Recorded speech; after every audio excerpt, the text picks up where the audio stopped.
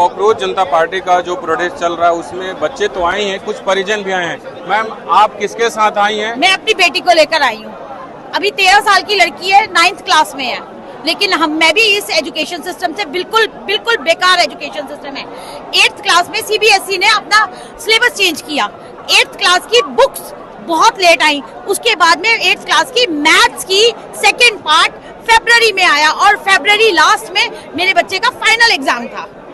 अगर CBSE करती है, आज भी 9th क्लास में आ गई है लड़की, लेकिन अभी भी इसके पास SSC की किताब नहीं है। साइंस की किताब अभी 4 दिन पहले हमने खरीदी है।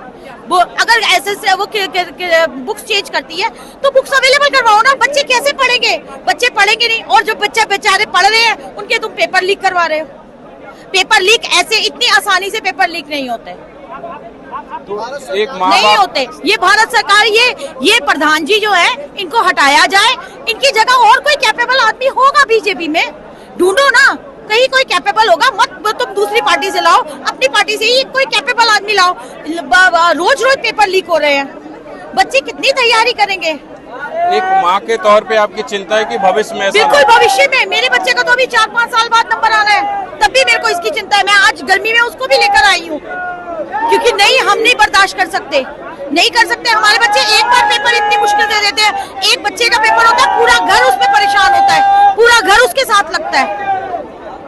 आप क्या कहेंगी? ये प्रोटेस्ट में आप आई हैं, अभी तो आप 9th में हैं, जिस तरीके से पेपर लीक हुआ और जिस तरीके से छात्र परेशान हैं, आप क्या सोचती हैं? मतलब हम लोग तो यही सोचते हैं कि पेपर लीक नहीं होना चाहिए, और अगर पेपर लीक हो भी रहा है तो उसके लिए कुछ तो एक सोल्यूशन होना चाहिए। और ऊपर से एक बारी पेपर देना इज हम लोगों के लिए बहुत मुश्किल, लेकिन अभी सेकेंड टाइम पेपर देना will be a big thing for the youth of India.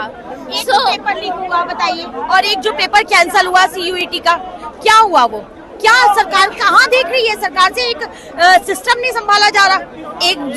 कुछ 2-3 सेंटर्स पे जो इन्होंने बिल्कुल उस एक शिफ्ट के पेपर कैंसिल कर दिए और कहा कि दूसरी शिफ्ट में होंगे।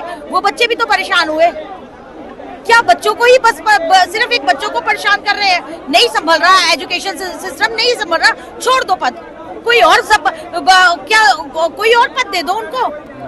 बीजेपी में कम से कम एक और कोई कैपेबल आदमी होना चाहिए जो कि एजुकेशन मिनिस्टर बन सके।